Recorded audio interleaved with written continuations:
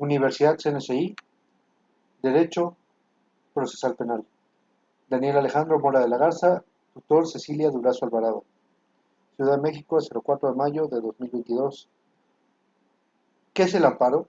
Consiste en un tipo de juicio que permite impugnar ante un órgano jurisdiccional de mayor categoría que el que dictó una sentencia, una impugnación con el fin de que se vuelva a analizar una controversia, pretendiendo la modificación o extinción de la resolución en cuestión. ¿Cuáles son los aspectos más importantes de la reforma constitucional del 2011? La introducción y cambio del sistema penal judicial de un sistema inquisitivo mixto a un sistema adversarial en el cual se cambiasen los principios rectores, procesos, procedimientos, así como las obligaciones y responsabilidades de todos los actores que participan en el proceso penal mexicano, con el fin de velar por mayor profesionalización de las autoridades, así como el respeto a los derechos humanos y el debido proceso. ¿Qué son los derechos humanos?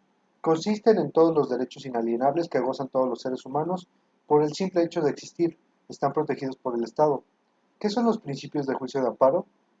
El principio de instancia, de parte, principio de prosecución judicial, principio de agravio personal y directo, principio de definitividad, principio de estricto derecho y principio de relatividad de sentencia.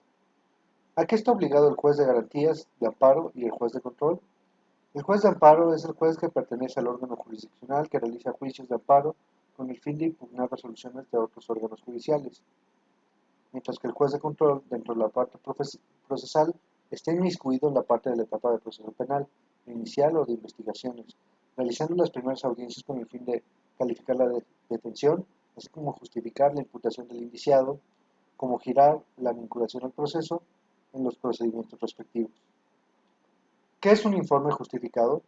Consiste en un informe pormenorizado de las acciones realizadas por una autoridad municipal, estatal o federal que remite a un órgano jurisdiccional, con el fin de dar a conocer la situación que se presentó como las acciones que se tomaron dentro de la situación que atañe el proceso penal. Como autoridad. ¿De qué forma pueden decretarse las resoluciones reclamadas y por qué? Dentro del juicio de amparo se integran dos resoluciones, la provisional, la cual tiene efectos que no se realicen afectaciones al quejoso u objeto reclamado, en tanto se obtiene una resolución definitiva. La definitiva es dictada por un órgano jurisdiccional en cuanto se realice el procedimiento respectivo del juicio, siendo la sentencia al término de este acto jurídico. ¿Cuál es el rol del tercero interesado en el juicio de amparo? Consiste en una persona que interviene en un acto reclamado para que se le restituyan las cosas o bienes propios que le fueron dañados. ¿Qué es la suplencia de la queja? Consiste en un principio de amparo, donde el juez de amparo interviene con el fin de suplir las deficiencias que se encuentran en la demanda. ¿Qué son las medidas cautelares? Son medidas preventivas que tienen como objetivo que la persona imputada no evada la justicia, asista a sus audiencias o juicios orales, no obstaculice los procedimientos y no ponga en riesgo a la víctima o víctimas, así como a las pruebas. El juez puede aplicar más de una medida cautelar. Estas se encuentran enmarcadas en el artículo 155 del Código Nacional de Procedimientos Penales,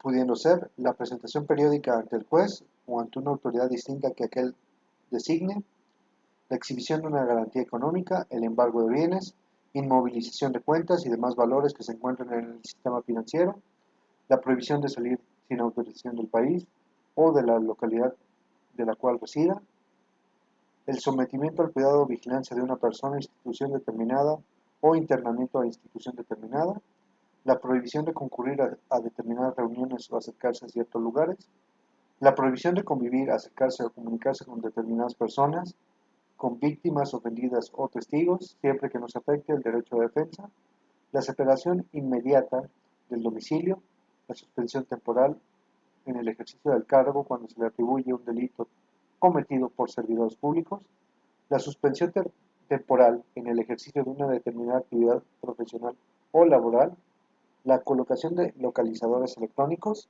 el resguardo en su propio domicilio y la previsión preventiva. ¿En qué artículos de la Constitución Política de los Estados Unidos Mexicanos se regula el cambio de situación jurídica? En los artículos 19 y 20 constitucionales. ¿En qué consiste la suspensión del acto reclamado?